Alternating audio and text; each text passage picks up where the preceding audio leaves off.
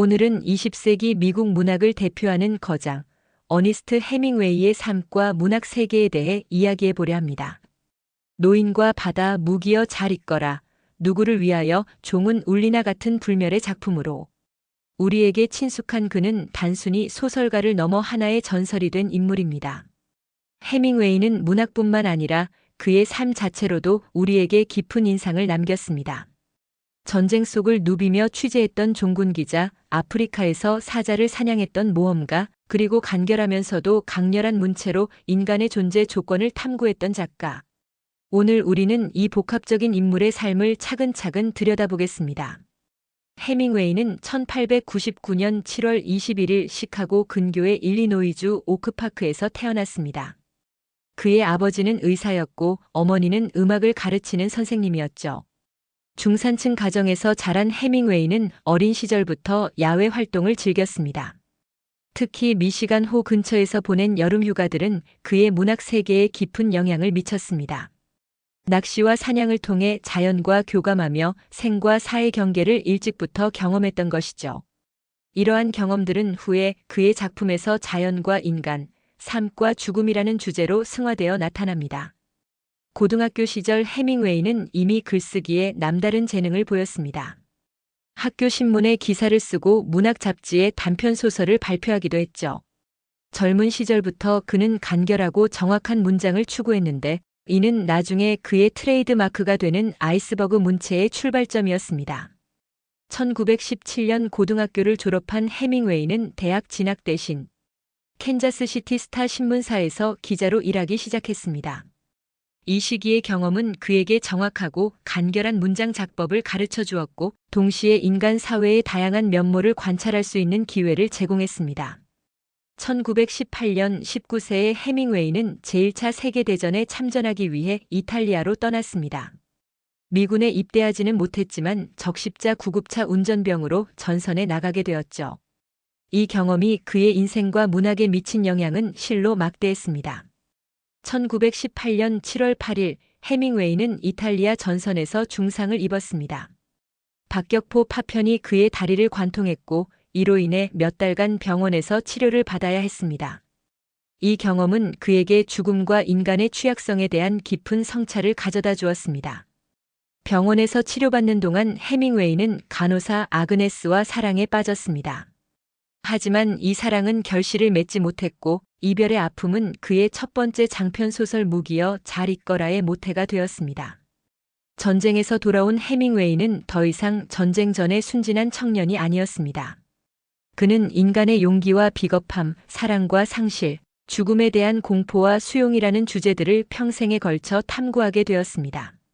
전쟁은 그에게 상처를 주었지만 동시에 위대한 작가가 되기 위한 원료를 제공하기도 했습니다. 1921년 해밍웨이는 첫 번째 부인 헤들리 리처드슨과 결혼한 후 파리로 떠났습니다. 이 시기 파리는 전 세계 예술가들이 모여드는 문화의 중심지였습니다.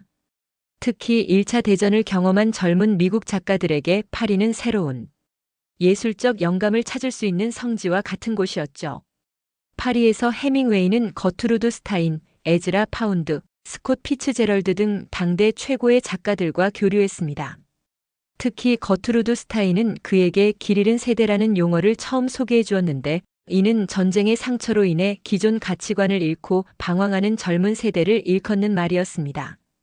이 시기 해밍웨이는 자신만의 독특한 문체를 완성해 나갔습니다. 그는 불필요한 수식어를 배제하고 대화를 통해 등장인물의 심리를 드러내는 기법을 개발했습니다. 이것이 바로 유명한 아이스버그 이론입니다. 빙산의 8분의 1만이 수면 위에 드러나듯 작품에서는 최소한의 것만 직접 표현하고 나머지는 독자의 상상에 맡긴다는 것이죠. 1926년 발표된 태양은 다시 떠오른다는 해밍웨이의 첫 번째 성공작이었습니다.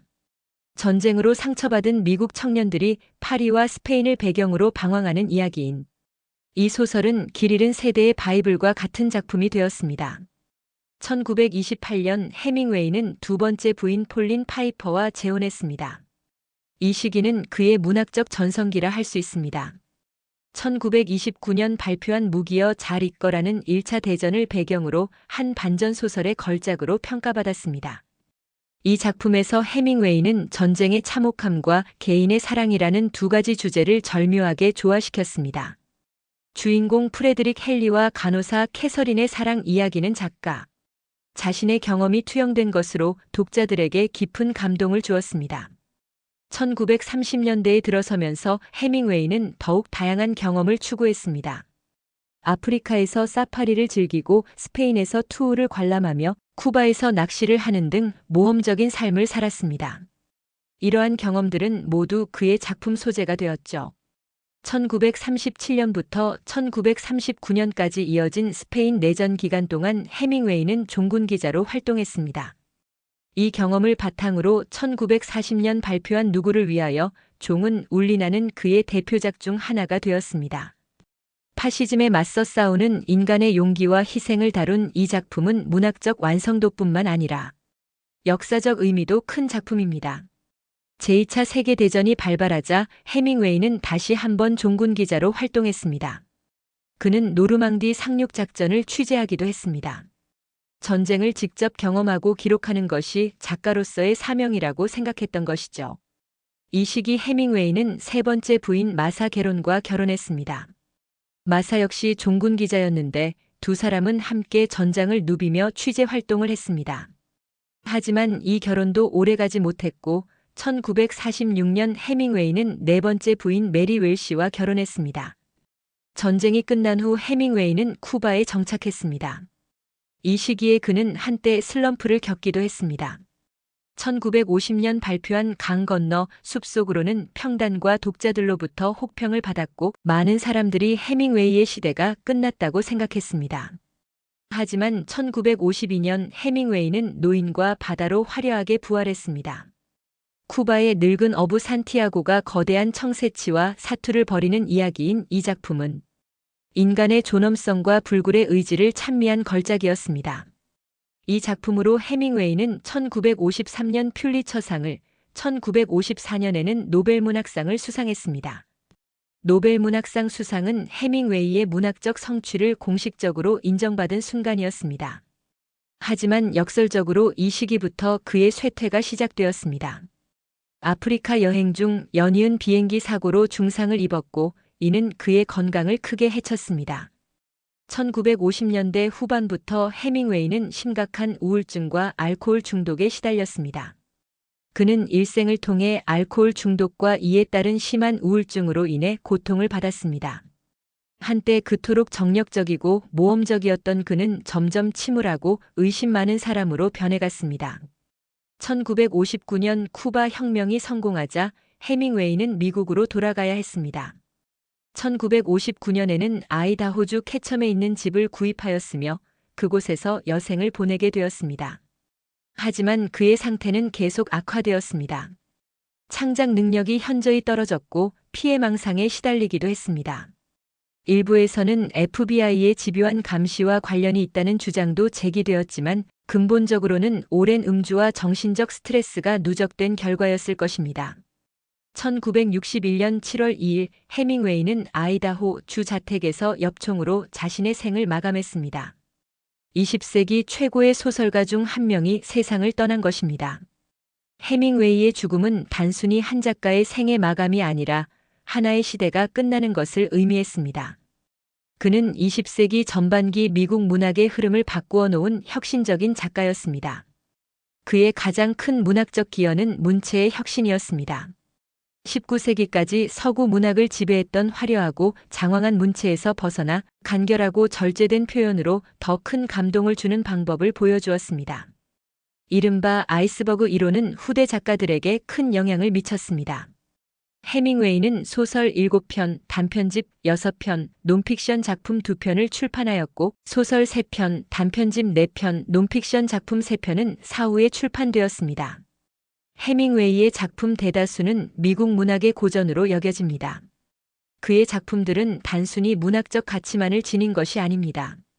무기여 잘 있거라를 통해서는 전쟁의 참상을, 누구를 위하여, 종은 울리나를 통해서는 파시즘의 위험성을, 노인과 바다를 통해서는 인간의 존엄성을 이야기했습니다. 해밍웨이가 세상을 떠난 지 60여 년이 지난 지금 그의 작품들은 여전히 세계 곳곳에서 읽히고 있습니다. 특히 노인과 바다의 산티아고처럼 절망적인 상황에서도 포기하지 않는 인간의 의지는 현대를 살아가는 우리에게 여전히 큰 감동을 줍니다. 인간은 파괴당할 수 있을지언정 패배당할 수는 없다는 그의 유명한 말은 오늘날에도 많은 이들에게 용기를 주고 있습니다. 하지만 해밍웨이의 삶은 우리에게 경고의 메시지도 전달합니다. 그의 비극적 결말은 천재적 재능을 가진 예술가라 할지라도 내면의 상처와 고통을 제대로 치유하지 못하면 얼마나 비참한 결과를 초래할 수 있는지를 보여줍니다. 어니스트 해밍웨이는 단순히 책 속에 갇힌 작가가 아닙니다. 그는 자신의 삶 자체를 하나의 작품으로 만든 예술가였습니다. 전장을 누비고 아프리카에서 사냥하고 쿠바에서 낚시하며 살았던 그의 모험적 삶은 그 자체로 하나의 소설과 같았습니다. 물론 그의 삶이 완벽했다고 할 수는 없습니다.